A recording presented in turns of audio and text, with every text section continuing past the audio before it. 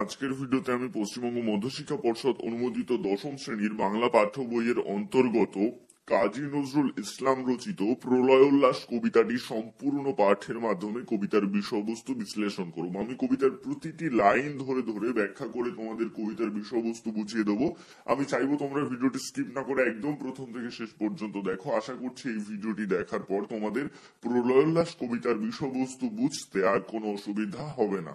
দেখো, প্রলয়োল্লাস কবিতাটি লিখেছেন কবি কাজী নজরুল ইসলাম। বিদ্রোহী কবি কাজী নজরুল ইসলাম বরাবরই তার কবিতার মাধ্যমে অন্যায়ের বিরুদ্ধে, অবিচারের বিরুদ্ধে, কুসংস্কারের বিরুদ্ধে প্রতিবাদ করেছেন। সর্বোপরি প্রতিবাদ করেছেন ইংরেজ প্রশাসনের বিরুদ্ধে।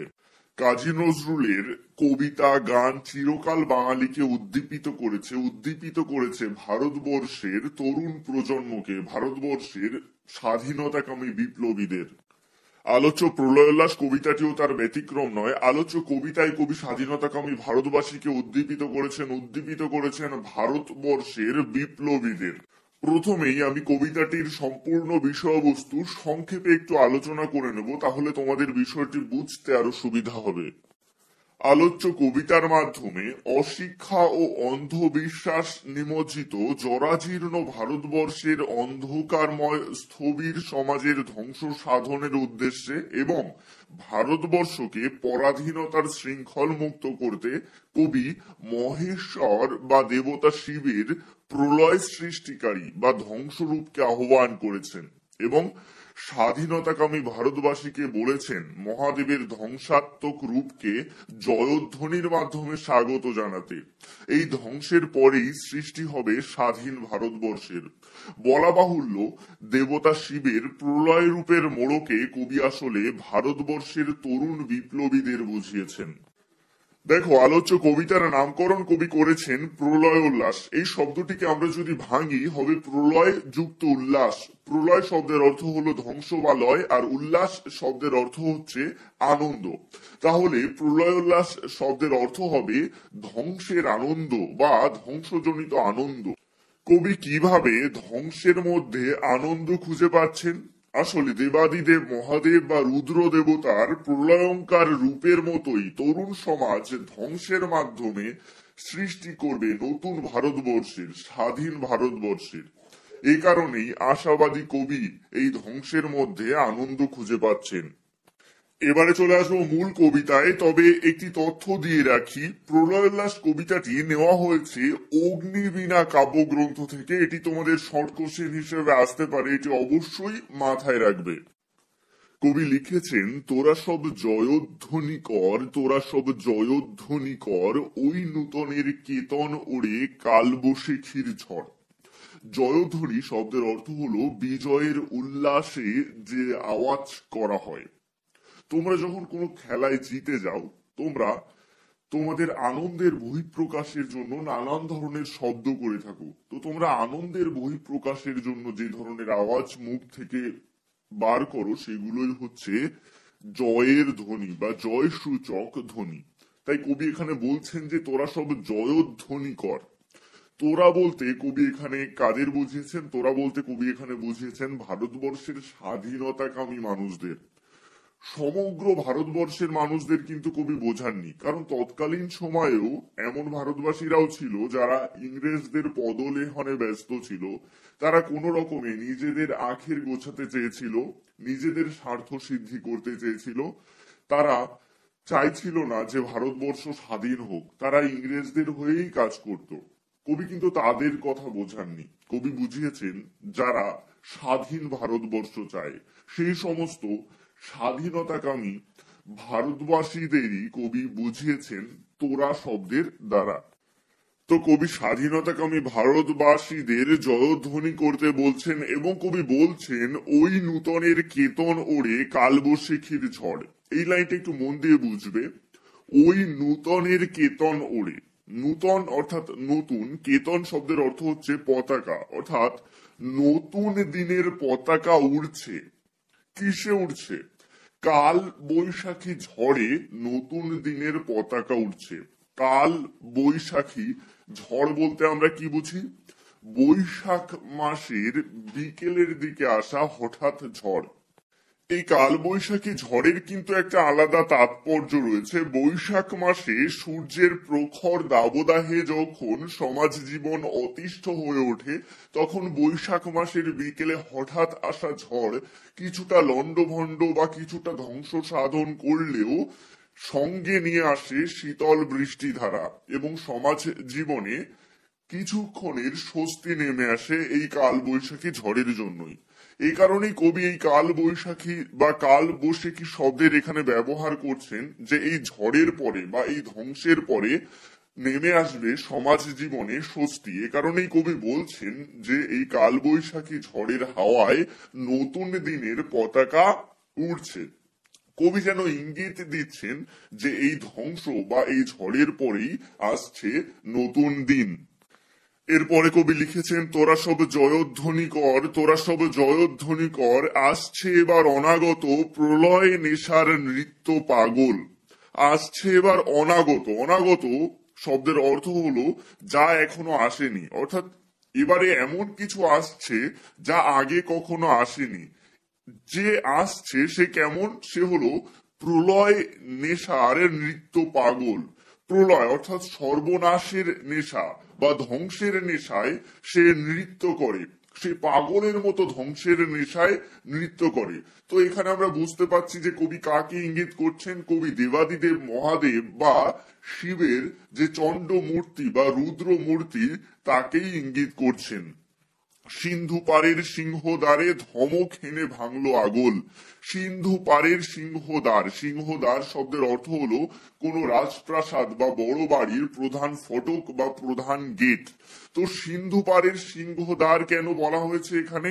আমরা জানি যে পরাধীন ভারতবর্ষে যারা বিপ্লবীরা ছিল, যারা স্বাধীনতা আন্দোলনের সাথে যুক্ত ছিল, তাদেরকে ইংরেজরা আন্দামানের দ্বীপে আন্দামানের জেলখানায় বন্দি করে রাখতো। এ কারণে বলা হচ্ছে সিন্ধু পাড়ের সিংহদ্বারে ধমক হেনে ভাঙলো আগল, অর্থাৎ যে অনাগত আসছে, অর্থাৎ যে কোনোদিনও আসেনি, যে ধ্বংসের নেশায় নৃত্য করে, যে পাগলের মতন নৃত্য করে ধ্বংসের নেশায়, সে এসে কি করবে? সে এসে সিন্ধু পাড়ের যে সিংহদ্বার রয়েছে, অর্থাৎ আন্দামানের জেলখানার যে প্রধান দরজা রয়েছে, সেই দরজা ধমক হেনে সেই দরজার আগল ভাঙবে। ধমক শব্দের অর্থ হচ্ছে হুঙ্কার। হুঙ্কার দিয়ে সেই জেলখানার প্রধান দরজা খিল ভেঙে দেবে।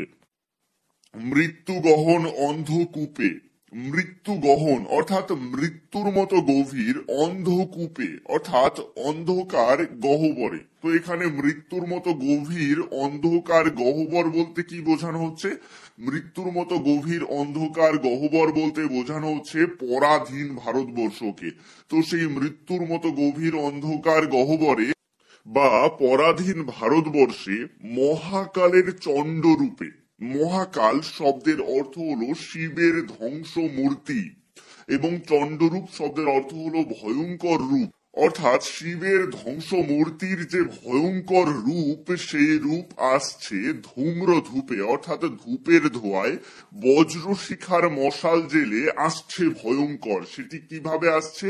সেটি আসছে ভয়ঙ্কর ভাবে বজ্রশিখার মশাল জেলে। বজ্রশিখার মশাল শব্দের অর্থ হলো অগ্নিশিখা বা বজ্র বিদ্যুতের থেকে নেওয়া আগুনের শিখায় মশাল জ্বালিয়ে। এই মশাল যেন পরাধীন ভারতবর্ষের মানুষদের স্বাধীনতার পথ নির্দেশ করছে, স্বাধীনতার পথ প্রদর্শকের ভূমিকা গ্রহণ করছে। বলা বাহুল্য এখানে চণ্ডরূপী শিবের ধ্বংসাত্মক মূর্তির রূপকে কবি আসলে ভারতবর্ষের বিপ্লবীদের বুঝিয়েছেন, যাদের আত্মবলিদানের মাধ্যমেই ভারতবর্ষ স্বাধীনতা লাভ করেছে। ওরে ওই হাসছে ভয়ঙ্কর, তোরা সব জয়ধ্বনি কর, তোরা সব জয়ধ্বনি কর। হাসছে ভয়ঙ্কর বলতে কবি বোঝাতে চেয়েছেন প্রলয়ের রূপধারী দেবতা শিব যেন ভয়ঙ্কর ভাবে হাসছে, যে হাসি দেখলে ইংরেজ প্রশাসনের পিলে চমকে যাবে, অর্থাৎ ইংরেজ প্রশাসন ভীত সন্ত্রস্ত হয়ে উঠবে।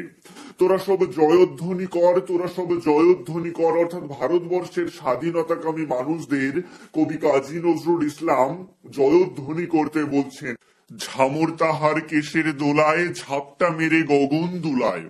এই লাইনটা একটু মন দিয়ে বোঝো। ঝামর শব্দের অর্থ কি? ঝামর শব্দের অর্থ হলো ঝামার মতো বিবর্ণ বা মলিন। আমরা অনেকে কথায় কথায় বলে ফেলি যে মুখে ঝামা ঘষে দেব। সেই ঝামা বর্ণের কেশের দোলায়, কেশ শব্দের অর্থ হলো চুল। আমরা জানি যে দেবাদিদেব মহাদেবের চুল কুচকুচে কালো ছিল না, তার চুল ছিল জটাযুক্ত এবং সেই চুল ছিল ঝামার বর্ণের। তো সেই ঝামর বর্ণের বা ঝামা বর্ণের, ঝামার মতো বিবর্ণ বা মলিন কেশের দোলায়, সেই চুলের দোলায় ঝাপটা মেরে, ঝাপটা শব্দের অর্থ হলো আকস্মিক সজোরে আঘাত। তো সেই ঝামর বর্ণের চুলের আকস্মিক সজোরে আঘাতে গগন বা আকাশ যেন দুলে ওঠে। সর্বনাশী জ্বালামুখী ধূমকেতু তার চামর ঢুলায়। সর্বনাশী জ্বালামুখী, জ্বালামুখী শব্দের অর্থ কি? জ্বালামুখী শব্দের অর্থ হলো অগ্নিশিখা প্রজ্বলিত মুখ। এই জ্বালামুখী অত্যন্ত ভয়ঙ্কর, যা প্রতিটি জিনিসকে কয়েক মুহূর্তে ভস্ম করে দিতে পারে। কবি যেন এখানে ইঙ্গিত দিতে চেয়েছে দেবাদিদেব মহাদেবের প্রলয় মূর্তি জ্বালামুখীর মতোই ভয়ঙ্কর। তারপরে কবি লিখেছেন যে ধূমকেতু তার চামর ঢুলায়। ধূমকেতু শব্দের অর্থ কি? ধূমকেতু শব্দের অর্থ হলো মহাজাগতিক জ্যোতিষ্ক।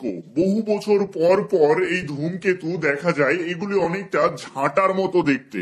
এই ধূমকেতু তার চামর ঢুলায়। চামর শব্দের অর্থ হলো চমড়ি গরুর পুচ্ছ কেশ দিয়ে তৈরি পাখা, আর ঢুলায় শব্দের অর্থ হলো দোলায়। এই সম্পূর্ণ লাইনের দ্বারা কবি আসলে কি বোঝাতে চেয়েছেন? কবি বোঝাতে চেয়েছেন যে সর্বনাশী জ্বালামুখীর মতো দেবাদিদেব মহাদেবের ভয়ঙ্কর রূপকে ধূমকেতু যেন তার ঝাঁটার মতো বা পুচ্ছ কেশের মতন চামর দুলিয়ে দুলিয়ে স্বাগত জানাচ্ছে বা ওয়েলকাম করছে। বিশ্ব পাতার বক্ষ কোলে রক্ত তাহার কৃপান ঝোলে দোদুল দোলে। এখানে বিশ্ব পাতার বলতে বোঝানো হচ্ছে বিশ্ব পিতা বা সৃষ্টিকর্তা বা ঈশ্বরকে। তো সেই বিশ্ব পিতা বা ঈশ্বরের বক্ষ কোলে বা বুকের কাছে রক্ত তাহার কৃপান ঝোলে। কৃপান শব্দের অর্থ হলো তরবারি বা খড়গ, অর্থাৎ বিশ্ব পিতার বুকের কাছে রক্ত বর্ণের কৃপান বা তরবারি বা খড়গ ঝুলছে দোদুল দোলে, অর্থাৎ সেই খড়গ ক্রমাগত কাঁপছে বা দুলছে। অট্টরোলের হট্টগোলে স্তব্ধ চরাচর, ওরে ওই স্তব্ধ চরাচর তোরা সব জয়ধ্বনি কর, তোরা সব জয়ধ্বনি কর। অট্টরোলের, অট্টরোল শব্দের অর্থ হচ্ছে অতি উচ্চ ধ্বনি বা কলরব। তো অতি উচ্চ ধ্বনির কলরবে হট্টগোলে, হট্টগোল শব্দের অর্থ হলো হাটের মতো গন্ডগোল বা গোলমাল। তো সেই অট্টরোলের বা অট্ট হাসির যে শব্দ বা গন্ডগোলের যে শব্দ বা সকলে সমস্বরে চেঁচিয়ে বিদ্রোহের যে শব্দ, সেই শব্দে স্তব্ধ চরাচর। স্তব্ধ অর্থাৎ থেমে গেছে বা নিশ্চল হয়ে গেছে।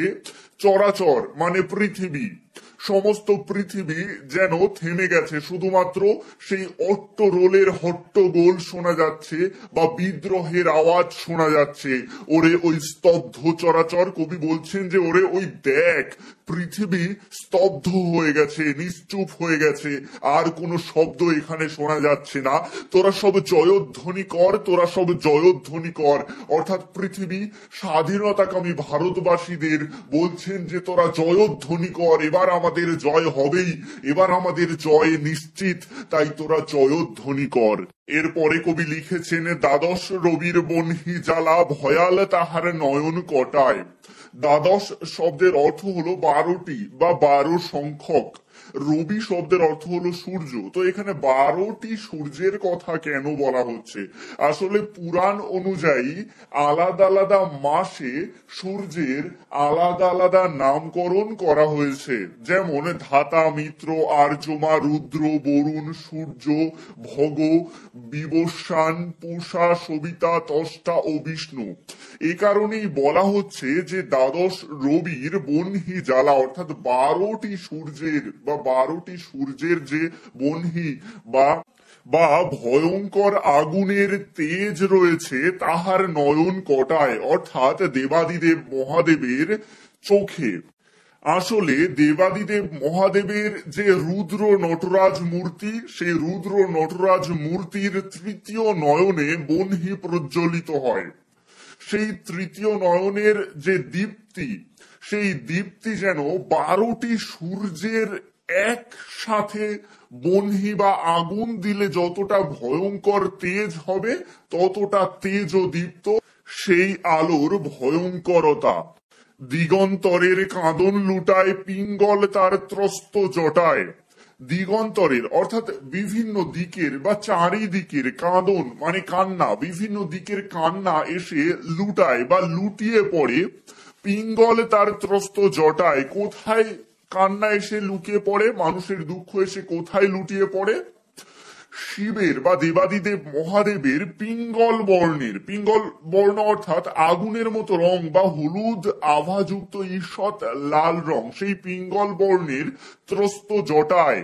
ত্রস্ত শব্দের অর্থ ভয় হলেও এখানে ত্রস্ত জটায় বলতে কবি আসলে বোঝাতে চেয়েছেন মহাকালের বা দেবাদিদেব মহাদেবের যে ভীষণাকার জটা, সেই জটায় এসে বিশ্বের সমস্ত দুঃখ বা কান্না এসে যেন লুটিয়ে পড়ে। এরপরে কবি লিখেছেন, বিন্দু তাহার নয়ন জলে সপ্ত মহাসিন্ধু দোলে কপল তলে। এই জায়গাটি একটু মন দিয়ে বোঝো। এখানে বলা হচ্ছে যে বিন্দু তাহার নয়ন জলে, অর্থাৎ দেবাদিদেব মহাদেবের নয়ন জল বা চোখের জল, কতটুকু চোখের জল? বিন্দু পরিমাণ চোখের জল। সেই বিন্দু পরিমাণ চোখের জলে যেন সপ্ত মহাসিন্ধুও দুলে উঠছে। আসলে ভারতবর্ষের দুর্দশা দেখে, মানুষদের যন্ত্রণা কাতর অবস্থা দেখে যেন দেবাদিদেব মহাদেবের চোখে জল এসে গেছে, এটা যেন কবি প্রত্যক্ষ করছেন। কিন্তু মহাদেবের সেই এক বিন্দু চোখের জলেই যেন সপ্ত মহাসিন্ধু দুলে উঠছে, অর্থাৎ এক ফোঁটা চোখের জলে যেন 7টি মহাসমুদ্র দুলে ওঠে কপল তলে। কপল শব্দের অর্থ তোমরা অনেকে ভুল ভাবো হয়তো কপল শব্দের মানে হলো কপাল, কিন্তু কপল শব্দের অর্থ হলো গাল। অর্থাৎ দেবাদিদেব মহাদেবের গালে এসে তার চোখের যে এক ফোঁটা জল ঝরে পড়েছে, সেই চোখের জলের মধ্যেই যেন 7টি মহাসাগর দুলে উঠছে।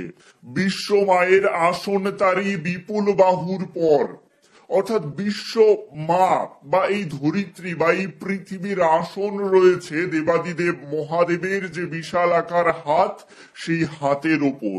আসলে কবি দেবাদিদেব মহাদেবের রূপকে বোঝাতে চেয়েছেন ইংরেজ বিরোধী ভারতবর্ষের যে বিপ্লবী শক্তি, সেই বিপ্লবী শক্তির হাতেই রয়েছে ভারত মাতার আসন, অর্থাৎ ভারত মাতার লজ্জা নিবারণ তারাই করতে পারে, তারাই একমাত্র ভারতবর্ষকে স্বাধীন করতে পারে। তাই কবি এখানে বলছেন যে বিশ্ব মায়ের আসন রয়েছে দেবাদিদেব মহাদেবের রূপকে সেই সমস্ত বিপ্লবীদের হাতে। হাকে ওই জয় প্রলয়ঙ্কর, হাকে ওই অর্থাৎ চিৎকার করে বলে ওঠে ওই জয় প্রলয়ঙ্কর। প্রলয়ঙ্কর শব্দের অর্থ হলো প্রলয়কারী বা যা প্রলয় বা সর্বনাশ ঘটায়। তো সেই যা প্রলয় বা সর্বনাশ ঘটায় তার জয় ঘোষণা করা হচ্ছে চিৎকার করে, তোরা সব জয়ধ্বনি কর, তোরা সব জয়ধ্বনি কর। কবি সমগ্র স্বাধীনতাকামী ভারতবাসীকে জয়ধ্বনি করতে বলছেন। মাভৈ মাভৈ, মাভৈ শব্দের অর্থ হলো ভয় করো না বা অভয় সূচক বাণী। কবি বলছেন যে মাভৈ মাভৈ বা অভয় সূচক বাণী দিচ্ছেন ভারতবাসীদের, ভয় করতে বারণ করছেন। জগৎ জুড়ে প্রলয় এবার ঘনিয়ে আসে, জরায় মরা মুমূর্ষদের প্রাণ লুকানো ওই বিনাশে। অর্থাৎ কবি দেখছেন যে জগৎ জুড়ে যেন প্রলয় ঘনিয়ে আসছে। প্রলয় শব্দের অর্থ কি? প্রলয় শব্দের অর্থ হলো ধ্বংস। জগৎ জুড়ে ধ্বংস ঘনিয়ে আসছে। এই ধ্বংসে কি হবে? এই ধ্বংসের মাধ্যমে জরায় মরা মুমূর্ষুরা আবার প্রাণ ফিরে পাবে। জরা শব্দের অর্থ হলো বার্ধক্য বা স্থবিরতা, মুমূর্ষ শব্দের অর্থ হলো মরণাপন্ন বা মরে যাবে এমন মানুষ। অর্থাৎ পরাধীন ভারতবর্ষে মানুষ যে মরার মতন জীবন যাপন করছিল তারা যেন আবার প্রাণ ফিরে পাবে, তারা স্বাধীন ভারতবর্ষে যেন বুক ভরে নিঃশ্বাস নিতে পারবে, নিজের ইচ্ছে মতো বাঁচতে পারবে। তাই কবি বলছেন যে এই ধ্বংসের মাধ্যমে জরায় মরা মুমূর্ষুরা যেন আবার প্রাণ ফিরে পাবে। এরপরে কবি লিখেছেন, এবার মহানিশার শেষে আসবে উষা অরুণ হেসে করুণ বেশে। মহানিশা শব্দের অর্থ হলো গভীর রাত্রি। তো কবি বলতে চাইছেন যে এবার এই গভীর রাত্রির অন্ধকার শেষ করে আসবে উষা। উষা শব্দের অর্থ হলো সূর্য ওঠার ঠিক আগের মুহূর্ত। তো আসবে উষা অরুণ হেসে, অরুণ শব্দের অর্থ হলো সূর্য, সূর্য হেসে আসবে করুণ বেশে। করুণ বেশে কেন বলা হচ্ছে? কবি বলতে চেয়েছেন যে পরাধীনতার অন্ধকার দূর করে নতুন দিনের সূর্য যেন স্নেহপূর্ণ আলো নিয়ে আসবে, যে নতুন দিনের আলোয় কোনো সাম্রাজ্যবাদী শক্তির বিভীষিকা নেই, যে নতুন দিনের আলোয় কোনো হিংস্রতা নেই, আছে একে অপরের প্রতি সৌভ্রাতৃত্ববোধ এবং স্বাধীন দেশে নিজের মতন করে বেঁচে থাকার অধিকার। এ কারণেই কবি বলছেন যে সূর্য আসবে করুণ বেশে, অর্থাৎ স্নেহপূর্ণ আলো নিয়ে। এরপরে কবি লিখেছেন, দিগম্বরের জটায় হাসে শিশু চাঁদের কর। দিগম্বর শব্দের অর্থ হলো দেবাদিদেব মহাদেব বা শিব। সেই শিবের মাথার জটায় হাসে শিশু চাঁদের কর। এখানে শিশু চাঁদের কর কেন বলা হচ্ছে? তোমরা শিব ঠাকুরের ছবি দেখতে পারবে যে শিব ঠাকুরের মাথার যে জটা রয়েছে সেই জটার উপরের দিকে থাকে অপূর্ণ চন্দ্রকলা বা অপূর্ণ চাঁদ, যেটি পরিপূর্ণতা লাভ করে। অর্থাৎ এক ফালি চাঁদের অংশ দেখা যায় মহাদেবের জটায়। তো মহাদেবের জটার এক ফালি চাঁদের মতন কবিও যেন আশার আলো দেখতে পেয়েছেন। কবি দেখতে পেয়েছেন স্বাধীনতার আশার আলো। আলো তার ভরবে এবার ঘর, সেই আলোয় ধীরে ধীরে ঘর ভরে উঠবে। ওই এক ফালি চাঁদ যদি পরিপূর্ণতা লাভ করে সম্পূর্ণ চাঁদের আকার ধারণ করে তাহলে তার আলো হবে আরো বেশি। কবির আশা এই এক ফালি চাঁদের কিরণ থেকেই ধীরে ধীরে ধীরে ধীরে আমাদের ভারতবর্ষ স্বাধীনতা লাভ করবে এবং সেই স্বাধীনতার আলোয় ভারতবর্ষের সকল ঘর ভরে উঠবে। তোরা সব জয়ধ্বনি কর, তোরা সব জয়ধ্বনি কর। এই কারণেই কবি ভারতবর্ষের স্বাধীনতাকামী মানুষদের জয়ধ্বনি করতে বলছেন। এরপরে কবি লিখেছেন, ওই যে মহাকাল সারথি রক্ত তড়িৎ চাবুখানে রনিয়ে ওঠে রেশার কাঁদন বজ্র গানে ঝড় তুফানে।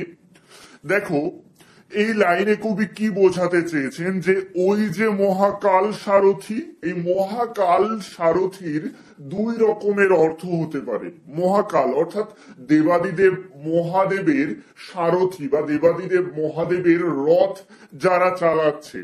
আর অন্য অর্থে মহাকাল সারথি বলতে বোঝানো হয়েছে বিপ্লবী যুব সমাজকে।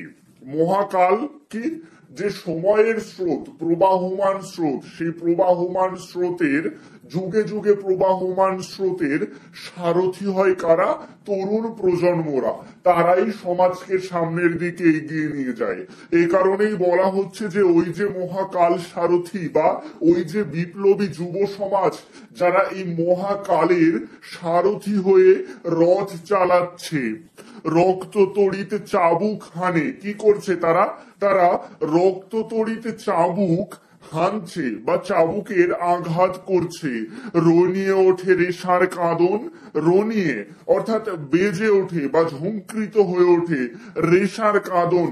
রেশা শব্দের অর্থ হলো ঘোড়ার ডাক, এখানে যেহেতু ঘোড়ার গায়ে তড়িৎ চাবুক হানা হচ্ছে বা তড়িৎ চাবুকের আঘাত করা হচ্ছে, এ কারণে ঘোড়া চেঁচিয়ে কান্না করে উঠছে। ঘোড়ার গায়ে যখন চাবুকের আঘাত করা হয় তখন ঘোড়া সজোরে ডেকে ওঠে এবং আরো জোরে দৌড়াতে থাকে। এ কারণে বলা হচ্ছে রেশার কাঁদন বা ঘোড়ার আওয়াজ শোনা যায়। এবং বজ্রগানে ঝড় তুফানের মতন প্রবল ঝড় বা প্রবল বন্যার যেমন গতিবেগ, তেমন গতিবেগে ঘোড়া আওয়াজ করে ছুটতে থাকে। খুরের দাপট তারায় লেগে উল্কা ছুটায় নীল খিলানে, গগন তলের নীল খিলানে।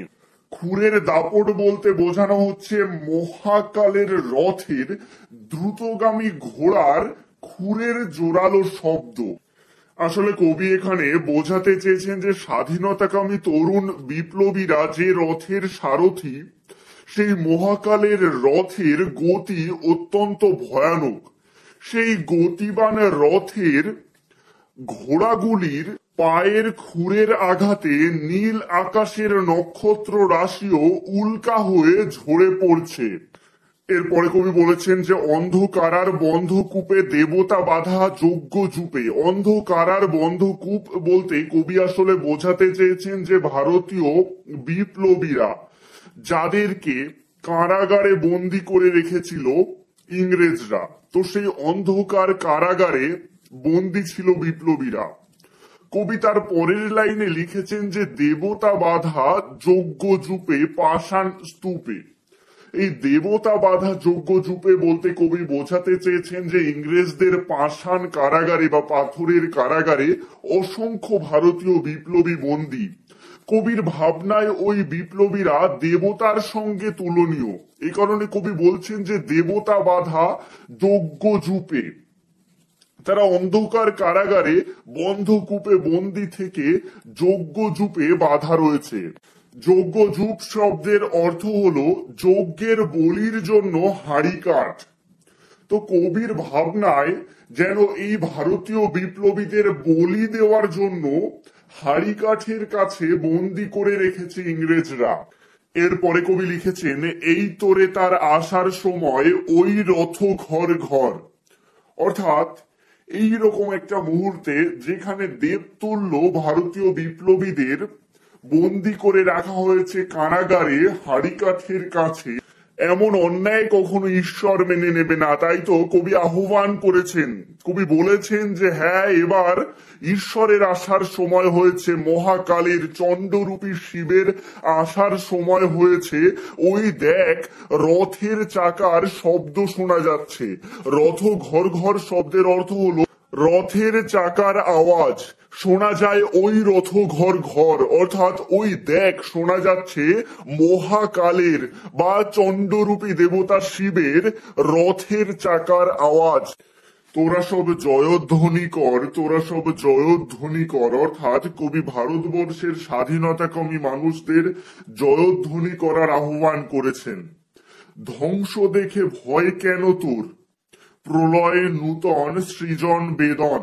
কবি ভারতবর্ষের ভীত সন্ত্রস্ত জনগণকে আশ্বাস দিয়ে বলছেন, সাহস যোগাচ্ছেন। কবি বলছেন যে তোরা ধ্বংস দেখে ভয় পাচ্ছিস কেন, প্রলয় নূতন সৃজন বেদন। অর্থাৎ এই প্রলয় বা এই ধ্বংস নূতন বা নতুন সৃষ্টির জন্য, এই ধ্বংস নতুন সৃষ্টির কারণে। এই ধ্বংসের যন্ত্রণা হলো নতুন সৃষ্টির যন্ত্রণা। নূতন সৃজন বেদনটা ঠিক কেমন? দেখো, মা যখন সন্তান প্রসব করেন তাকে প্রচন্ড যন্ত্রণা সহ্য করতে হয়, কিন্তু মা জানেন যে তার এই যন্ত্রণা সাময়িক। এই যন্ত্রণা নতুন সৃষ্টির যন্ত্রণা, এতে কোনো অনিষ্ট নেই। এ কারণে সেই যন্ত্রণার মধ্যে একটা পরিতৃপ্তি থাকে, একটা সুখের আভাস থাকে। তাই কবি বোঝাতে চেয়েছেন যে সাময়িক এই ধ্বংসের ফলে একটু কষ্ট হলেও এই ধ্বংসের মধ্যেই লুকিয়ে রয়েছে নতুন সৃষ্টির। এই ধ্বংসের পরেই ভারতবর্ষ পরাধীনতার শৃঙ্খল থেকে মুক্তি পাবে। এ কারণে কবি ভারতবাসীকে এই ধ্বংস লীলা বা এই বিদ্রোহ দেখে ভয় পেতে বারণ করেছেন। আসছে নবীন জীবনহারা অসুন্দরে করতে ছেদন। অর্থাৎ নবীনেরা আসছে, নব প্রজন্ম আসছে বা বিপ্লবীরা আসছে, তারা কি করতে আসছে? জীবনহারা অসুন্দরের করতে ছেদন, অসুন্দর বা অশুভ শক্তির ছেদন করতে বা বিনাশ ঘটাতে আসছে ভারতবর্ষের বিপ্লবীরা। এই ভারতবর্ষের বিপ্লবীরা আসছে মহাকালীর রূপ নিয়ে। তাই সে এমন কেশে বেশে প্রলয় বয়েও আসছে হেসে, মধুর হেসে। অর্থাৎ ভারতবর্ষের তরুণ বিপ্লবীরা তারা তাদের সমস্ত সাজসজ্জা পরিত্যাগ করে যেমন আছে তেমন বেশেই এলো চুলে তারা যেন আসছে। তারা কেমন ভাবে আসছে? তারা হেসে আসছে, তারা মধুর হাসি হেসে আসছে। তারা ধ্বংসের মধ্যে নিজেদের আত্মসমর্পণ করতে চলেছে, এটা তারা জানে। অর্থাৎ তারা ভারতবর্ষের স্বাধীনতা সংগ্রামে ঝাঁপিয়ে পড়তে আসছে, সেখানে তাদের মৃত্যু ঘটতে পারে এটাও তারা জানে। তবুও তাদের মুখে রয়েছে মধুর হাসি, কারণ তারা জানে তাদের এই আত্মত্যাগের পরেই, তাদের এই আত্মবলিদানের পরেই ভারতবর্ষ অশিক্ষা, কুসংস্কার তথা পরাধীনতার শৃঙ্খল থেকে মুক্তি লাভ করবে। ভারতবর্ষের স্বাধীনতাকামী তরুণ বিপ্লবীরা জানে যে জীর্ণ পুরাতন ধ্বংস হলে তবেই নতুন সৃষ্টি সম্ভব। এ কারণে তারা প্রলয় বয়ে আসলেও বা ধ্বংসের সাথে আসলেও তাদের মুখে রয়েছে মধুর হাসি। ভেঙে আবার গড়তে জানে সে চিরসুন্দর। অর্থাৎ যে সমস্ত কিছুকে ভেঙে আবার নতুন করে গড়তে জানে সে চিরসুন্দর। অর্থাৎ নতুন কিছু সৃষ্টির মধ্যেই যেন লুকিয়ে রয়েছে সৌন্দর্য। আমরা জানি যে দেবাদিদেব মহাদেব একাধারে যেমন সৃষ্টি করেন, আবার অন্যদিকে তিনি আবার চণ্ডরূপী ধ্বংসের দেবতা। তাই এখানে ইঙ্গিত দেওয়া হচ্ছে দেবাদিদেব মহাদেব যেমন সমস্ত কিছুকে ধ্বংস করে দিতে পারে, আবার তিনি নতুন করে পৃথিবীকে সৃষ্টিও করতে পারে। ঠিক তেমনি ভারতবর্ষের স্বাধীনতাকামী বিপ্লবীরা ইংরেজ প্রশাসনের ভিতকে ধ্বংস করে দিয়ে নতুন করে সৃষ্টি করবে ভারতবর্ষের, স্বাধীন ভারতবর্ষের। এরপরে কবি লিখেছেন, তোরা সব জয়ধ্বনি কর, তোরা সব জয়ধ্বনি কর। অর্থাৎ ভারতবর্ষের স্বাধীনতাকামী মানুষদের কবি জয়ধ্বনি করতে বলছেন। ওই ভাঙা গড়া খেলা যে তার কিসের তবে ডর। অর্থাৎ মানুষের জীবন যেন নদীর মতো ভাঙা গড়ার খেলা। নদীর যেমন এক পাড় ভাঙে আর এক পাড় গড়ে, ঠিক তেমনি আজকে যদি তরুণ বিপ্লবীরা ইংরেজদের ভিত নাড়িয়ে দিয়ে ভারতবর্ষকে স্বাধীন করতে পারে, তাহলে ভাঙবে কাদের সাম্রাজ্য? ভাঙবে ইংরেজ সাম্রাজ্য। এবং গড়বে কোন কুল? গড়বে ভারতবর্ষের স্বাধীনতার কুল। এটাই যেন আমাদের জীবনের একটা অর্থ, একদিক ভাঙে একদিক গড়ে। তাই কবি বলতে চাইছেন যে এটা তো ভাঙা গড়ার খেলা, তাহলে ভারতবর্ষের মানুষ তোমরা ভয় পাচ্ছ কেন? তোমাদের ডর কোথায় বা তোমাদের ভয় কিসে?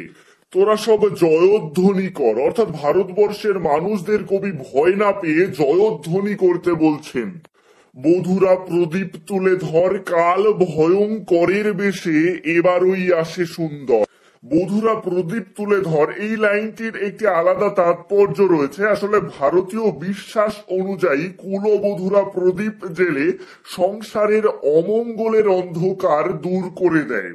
তাই পরাধীন ভারতবর্ষে যখন শুরু হয়েছে স্বাধীনতার সংগ্রাম, তখন পরাধীন ভারতবর্ষের অশিক্ষা, অজ্ঞানতা, ধর্মীয় ভেদাভেদ দূর করতে, ভারতবর্ষকে স্বাধীন করতে তরুণ বিপ্লবীর দল যখন কাল ভয়ঙ্করের বেশে বা সংহারকারী রূপে ধ্বংস করতে আসছে ইংরেজ সাম্রাজ্যকে, সেই কাল ভয়ঙ্করের বেশধারী তরুণ বিপ্লবীদের যেন কুলবধূরা প্রদীপ জ্বালিয়ে আহ্বান করে বা ধ্বংসের আহ্বান করে, এমনটাই কবি চেয়েছেন।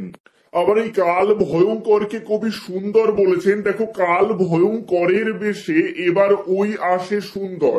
অর্থাৎ এই তরুণ বিপ্লবীর দল ভয়ঙ্কর রূপে ধ্বংস নিয়ে আসলেও এই ধ্বংসের মধ্যেই যেন সৌন্দর্য লুকিয়ে রয়েছে। কিসের সৌন্দর্য? লুকিয়ে রয়েছে নতুন সৃষ্টির সৌন্দর্য। এই কারণেই কবি এই কাল ভয়ঙ্করকে সুন্দর বলেছেন। কবিতার একদম শেষে কবি আবার লিখেছেন, তোরা সব জয়ধ্বনি কর, তোরা সব জয়ধ্বনি কর। এই তোরা সব জয়ধ্বনি কর এই লাইনটি বারবার উল্লেখ করার কারণ হলো কবি জানেন যে এই যুদ্ধে বা এই সংগ্রামে ভারতবাসীর জয় হবে নিশ্চিত। এ কারণেই কবি ভারতবাসীকে জয়ধ্বনি করতে বলছেন বা জয় সূচক ধ্বনি করতে আহ্বান করছেন। কবিতার নামকরণের সাথে এই লাইনটি যেন অঙ্গাঙ্গী ভাবে জড়িত। প্রলয় উল্লাস বা ধ্বংসের উল্লাস, অর্থাৎ একাধারে কবি যেমন ধ্বংসের উল্লাসে মেতে উঠতে অনুপ্রেরণা দিয়েছেন, ঠিক তেমনি কবি ভারতবাসীকে বলছেন যে ভারতবাসীরা নিশ্চিত এই সংগ্রামে জয়লাভ করবেই। এ কারণেই ভারতবাসীরা যেন জয়ধ্বনি করে, ভারতবাসীরা যেন জয় সূচক ধ্বনির হুঙ্কার ছাড়ে, অর্থাৎ ভারতবর্ষ স্বাধীন হতে চলেছে। এটাই ছিল আলোচ্য কবিতাটির মূল বিষয়বস্তু।